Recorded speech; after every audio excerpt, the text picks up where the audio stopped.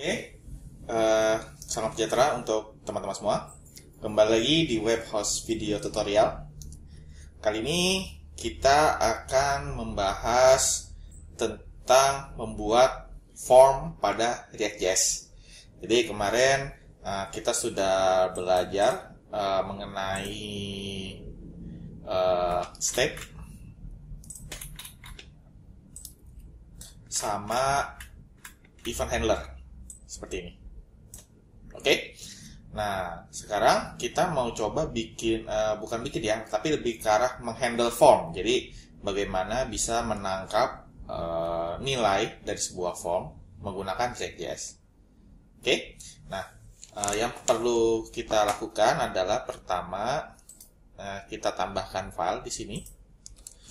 Saya akan buat misalnya formku.js.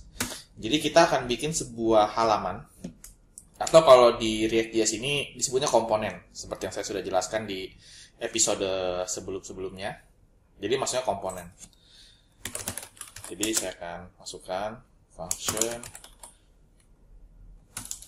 formku, namanya harus sama ya, sama nama file, termasuk besar kecilnya juga. Oke. Lalu supaya bisa diimport, kita export default formku seperti ini. Oke, kalau sudah di sini kita return, kita kasih tag induk harus ada. Jadi sekali lagi, teman-teman wajib harus ada return di setiap komponen. Ya, harus ada return karena nanti buat React.js merender tampilan di tiap-tiap komponen ini harus ada. Kalau nggak ada, nanti dia error. Plus di setiap return pun juga harus ada satu tag induk. Hanya boleh ada satu.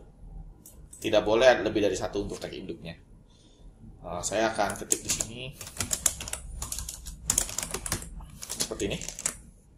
Oke. Lalu di di index.js-nya akan saya ganti menjadi formku seperti ini. Oke, kalau sudah jangan lupa teman-teman bisa jalankan menggunakan npm start. Nanti dia akan jalan seperti ini. Lalu kita coba F5. Seperti ini muncul ya. Kalau seandainya teman-teman tadi misalnya lupa, ini saya komen.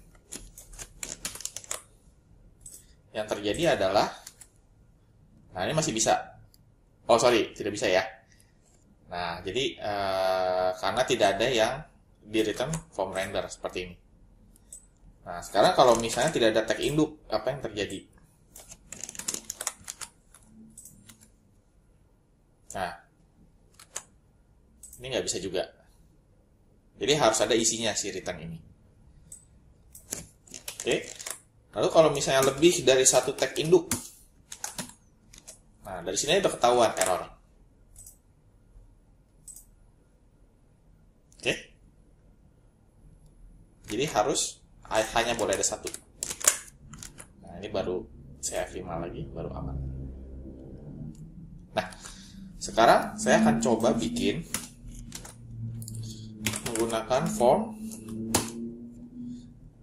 Lalu saya akan bikin yang sederhana aja buat login, misalnya input type text seperti ini. Nah ini XML ya, jadi kalau di HTML kan begini aja bisa, tapi kalau kan ini XML, kalau dia single tag dia harus kasih tutup seperti ini. Terus saya akan kasih placeholder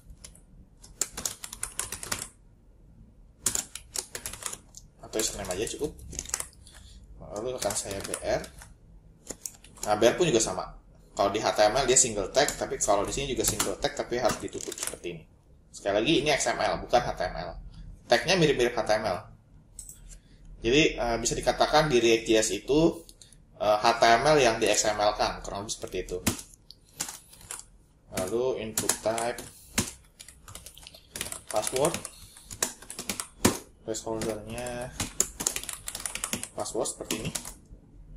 Lalu saya akan BR Kita lihat dulu hasilnya seperti apa. Seperti ini. Oke. Kalau sudah, saya akan bikin button type button login. Ya, seperti ini hasilnya. Nah, sekarang bagaimana caranya untuk memproses form ini? Nah, yang perlu diperhatikan adalah bagaimana cara menangkap di React.js menangkap inputan dari tiap-tiap komponen form. Ini yang penting untuk di video kali ini. Nah, teman-teman wajib harus menggunakan state. Jadi saya akan kasih konstan seperti ini, text username, dan set text username seperti ini.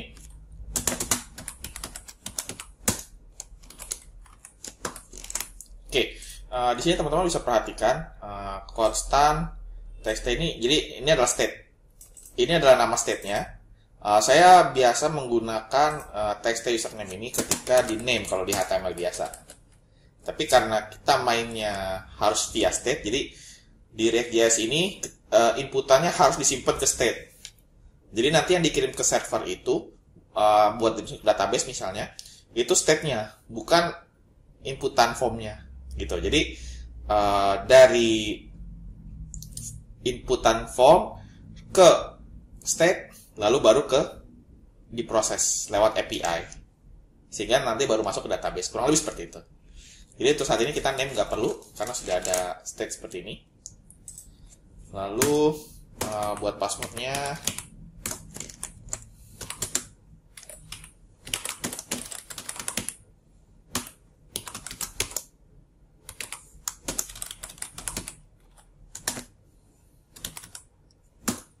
ya. Jadi nilai awal dari state-nya itu kosong, string kosong. Oke. Nah di sini saya akan coba masukkan sebagai contoh aja, di sini aja mungkin ya, di bawah form sini nilai username atau username aja cukup. Di sini akan saya kasih text username. Jadi kita ambil state-nya nanti buat supaya kelihatan. Lalu passwordnya seperti ini. Oke. Nah, di sini harus ada handling on change. Jadi ketika ada perubahan nilai dari input tadi user ya, di input gitu, maka dia akan menyimpan ke state. Jadi dia akan set state-nya. Nah, jadi akan saya buat seperti ini. FVT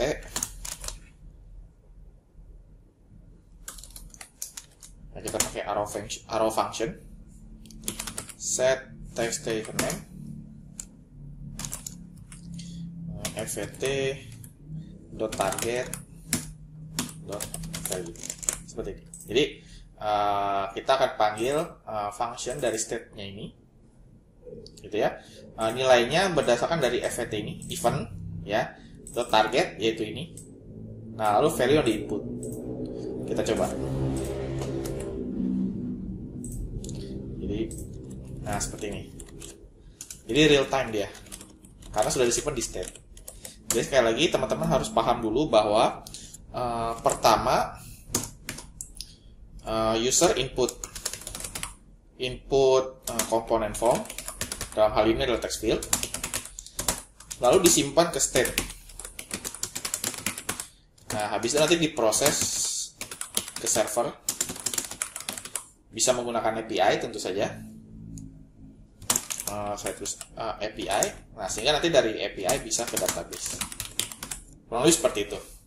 Jadi ini adalah alur yang biasa terjadi di React. Jadi tidak langsung seperti web biasa, misalnya PHP gitu ya, di mana dia langsung baca di atribut name seperti ini. Kan kalau di PHP dia harus menggunakan name sama dengan text username gitu ya. Terus langsung bisa ditangkap post text username seperti ini kalau di PHP. Tapi kalau di React nanti yang diambil adalah state-nya. Makanya saya taruh text username itu di state, bukan di name sini. Yang password juga sama. Oke, FVT juga. Nggak apa-apa sama main ini, karena ini lokal, nggak ada hubungannya. Set txt password, lalu fvt.target.value seperti ini. Jadi kalau saya coba jalankan, ya seperti ini. Oke, kalau sudah, bagian ini saya komen. Sekarang saya akan coba membuat sebuah validasi sederhana ya. Validasi sederhana, jadi akan saya buat di sini on click validasi seperti ini. Lalu saya akan coba function validasi. Nah, di sini akan saya coba buat if text username kosong atau txt password kosong. Jadi kalau salah satu ada yang kosong, maka kita coba kasih alert harap isi username dan password. Oke. Else kita coba alert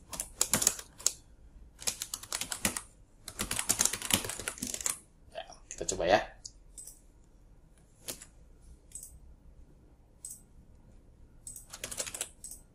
Oke. Nah, seperti ini. Jadi kita bisa menggunakan alert.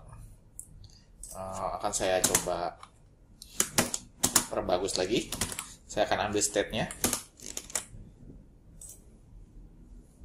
Jadi kalau saya ini kosong,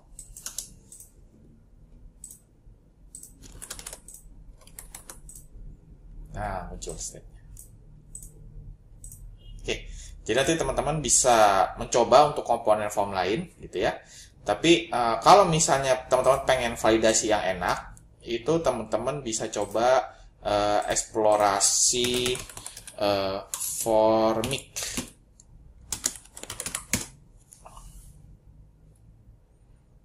Nah, seperti ini. Ini validasinya lebih bagus, gitu ya.